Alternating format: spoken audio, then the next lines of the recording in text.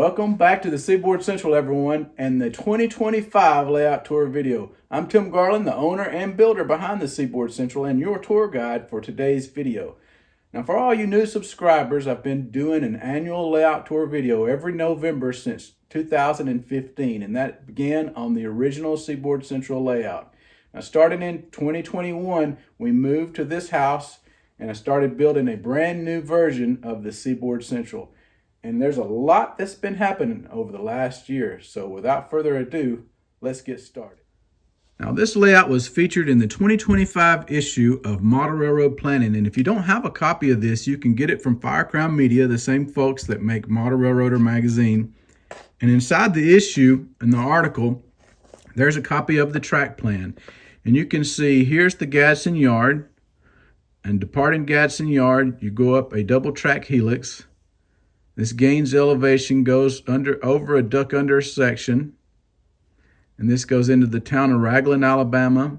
And so the Gadsden yard is set at 44 inches off the floor, where Raglin is at 54 inches off the floor. At Raglin, it goes through a wall, and this is where the ADM ethanol facility is. And this is where I started the layout in early 2022. And I got a whole series on the channel how I built this entire 2-foot by 8-foot section if you're interested. So when you enter the layout room, you can see where I keep all the supplies. There's a workbench, the airbrush booth that can be vented to through that window. There's another workbench where I can do some programming and weathering this under the ADM section. And then you can see the Gadsden yard. Now from here you can see where it will go to a future area in the next room, and hope to start on that early in 2026. You can see over the course of the year 2025 a fully scenic Gadsden yard. All the tracks have been ballasted and detailed. Along the backdrop you can see an industry, that's the Goodyear tire and rubber facility. All the track on the layout is made by Micro Engineering. All the photo backdrops are done by Trackside Scenery.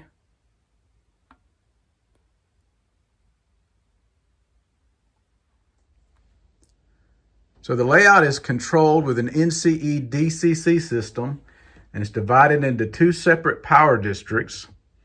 And it'll be divided into a third once I start the new part early next year. All the locomotives are equipped with LokSound V5 decoders with the Power Pack current keepers. Most of them have scale sound system speakers for that amazing sound.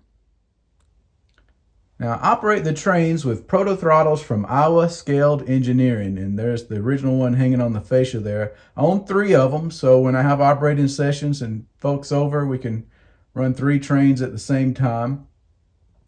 One of the big projects for 2025 was powering all the turnouts here in Gadsden Yard with Tortoise switch machines.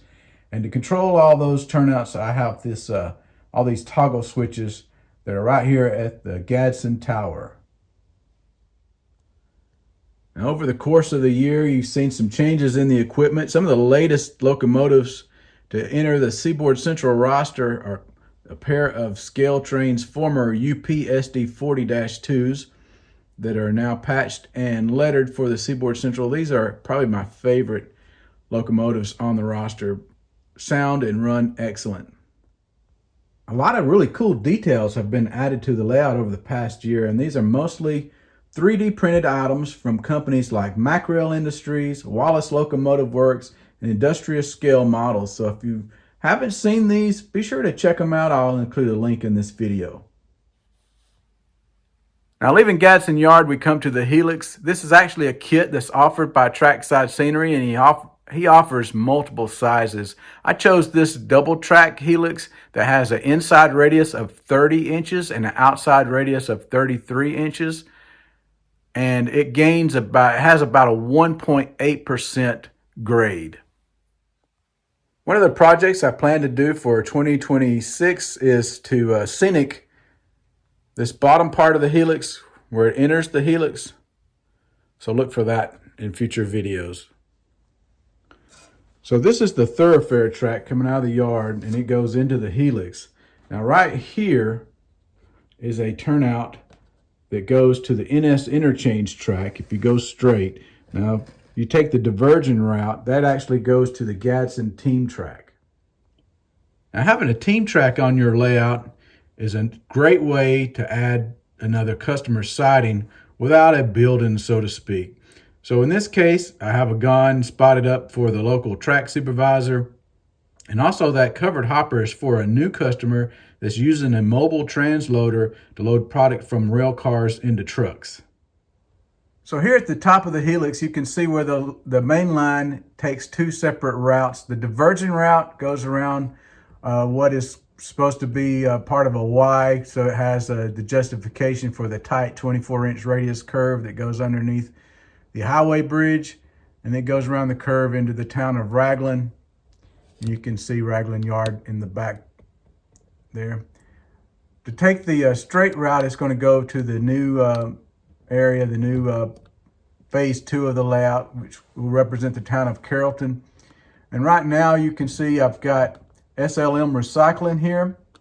I'm actually thinking about moving this industry over into the new phase and changing this to Blossman Gas, an LPG gas distributor. Now this scene shows just how effective a photo backdrop can be.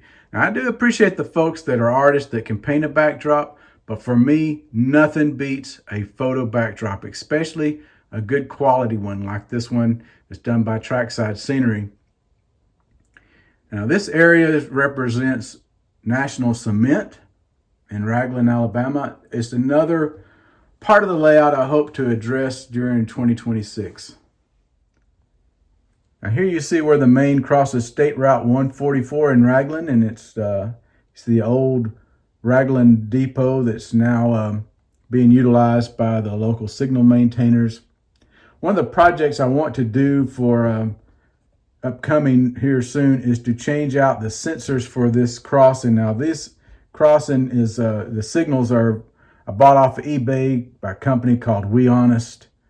I have their infrared sensors here now, but I'm really not happy with how they work. They're not really reliable at all. So that's going to be a project that's coming up to replace those sensors.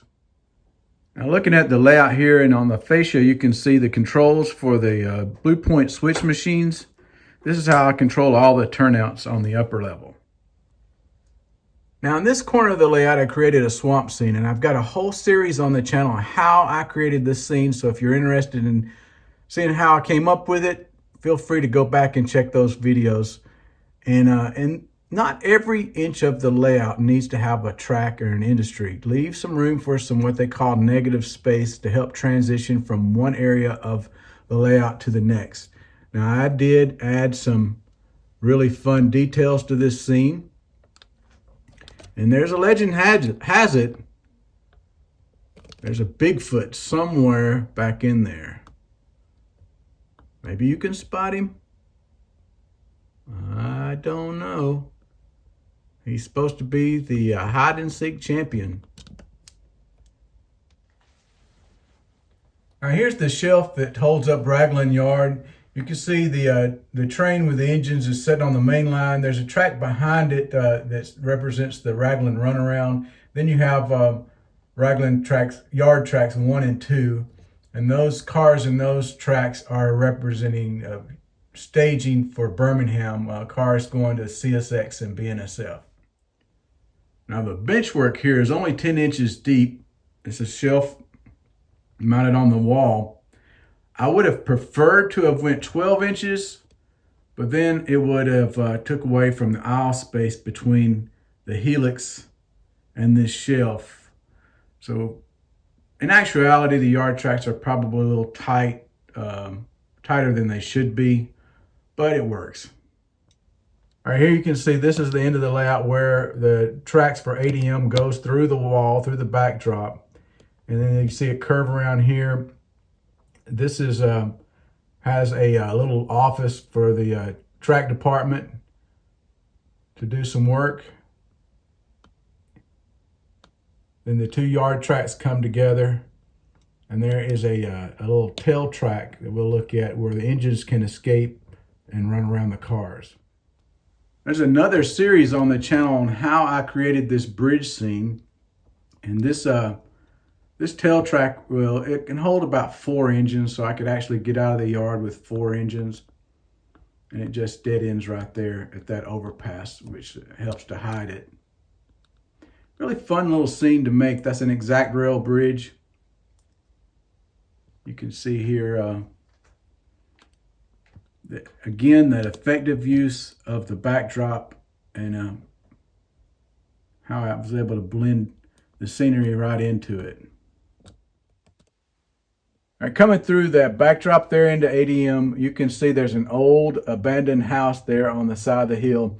And I really love this scene because it shows the importance of color and texture.